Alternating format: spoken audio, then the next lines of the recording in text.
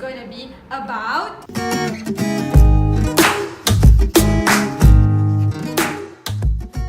So now let me start off with a brief introduction and functions to steroid hormones. So as we know, steroid hormone is a lipid molecule because it is hydrophobic and it is insoluble in water. Thus, it is also a four-fused carbon ring atom. And most of the steroid hormones are produced by endocrine glands such as your gonads, which consists of testes and ovaries, your adrenal glands, and also your placental unit. And the most common type of steroid hormone is cholesterol, and cholesterol is known to be the most common type of steroid because it helps in your fluidity of your plasma membrane. So now we will look at the functions of steroid hormones.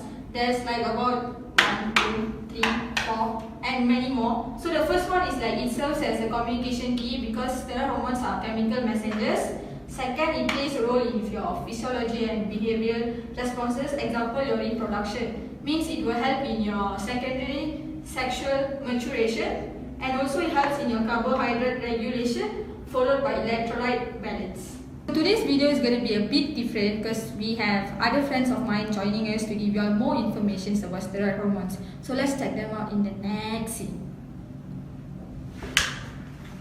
They are Hi, my name is Carrie. Hi, my name is Shanti. Hi, I'm Naga. And hi, I'm Rina. Steroid hormones are hormones that derive from cholesterol. Biology is a subject that we will learn about life science and living organisms, while chemistry is a subject that we will learn about scientific discipline that involve elements and compounds. Biochemistry is a combination of these two, and we will learn about the chemical process that happens in living organisms or in our body. So this is a general structure that shows how cholesterol are converted into steroid.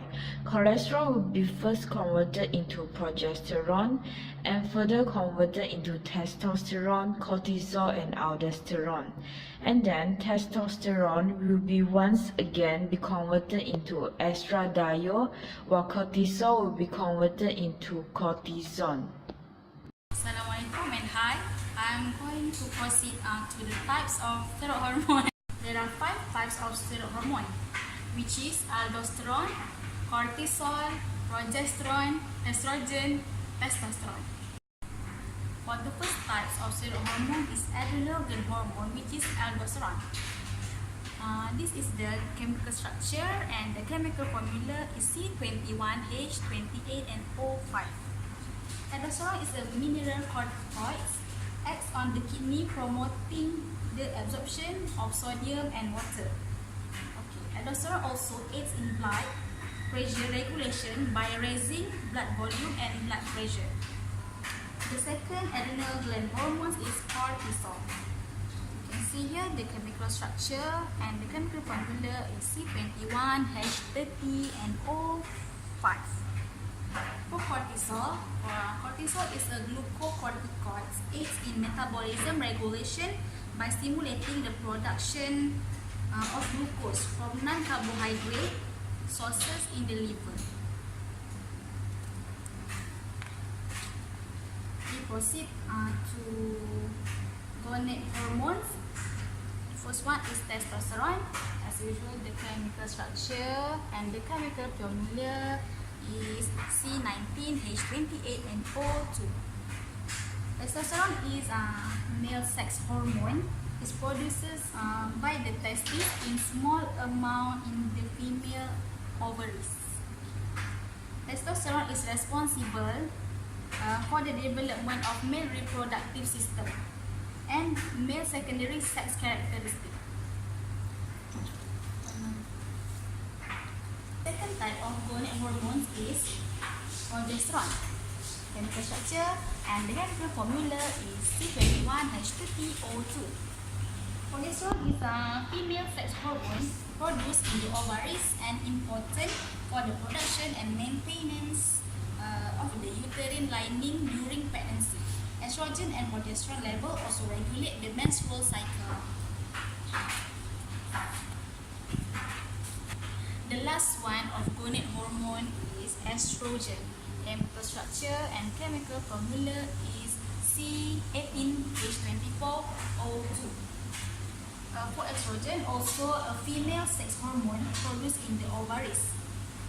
They promote development of female sex characteristics and skeletal growth. Hi, I'm going to talk about the synthesis of steroid hormone. As we know, steroid hormone found in the blood which bind to specific carrier protein with the help of two kinds of binding globulin, which is sex hormone binding globulin and also corticosteroid binding globulin. As we know, steroid hormone are non-polar molecules that are synthesized from cholesterol. The cholesterol having 4-membered hydrocarbon 4 rings. So that the steroid hormone are synthesized from that 4-ring of structure. It's easy to bind to the receptor.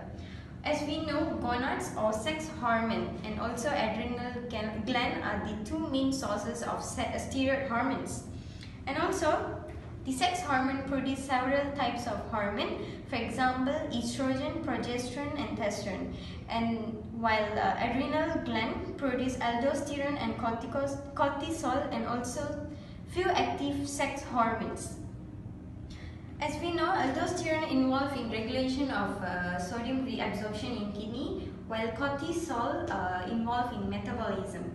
So, we can conclude that steroid hormone can transfer into hydrophobic interior membrane so that it applies for both plasma and nuclear membrane, so that steroid hormone can have receptors inside the cytoplasm and nucleoplasm.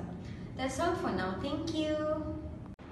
Generally, steroid hormones are hard to pass across a plasma membrane into a cell. So, do you ever wonder how steroid hormones are getting transported into a cell? There are 3 types. First, the classical model. Second, the receptor-mediated endocytosis.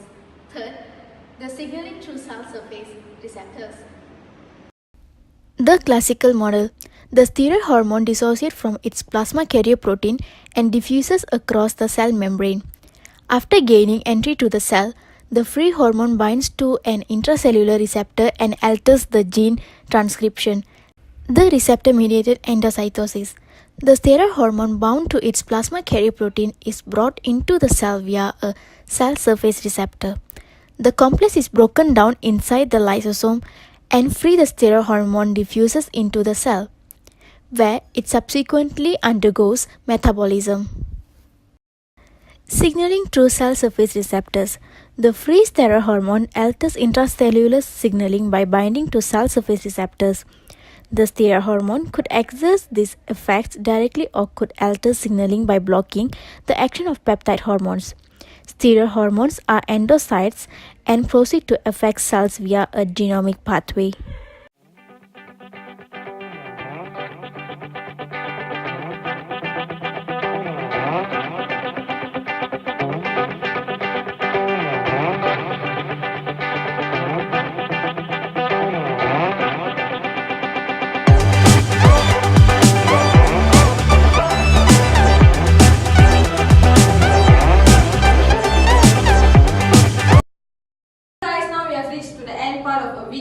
Please stay tuned to the next one. Signing off. Bye. But before that, thank you for watching our video. Give our video a big thumbs up. Please hit subscribe and don't forget to share the video. The link is below.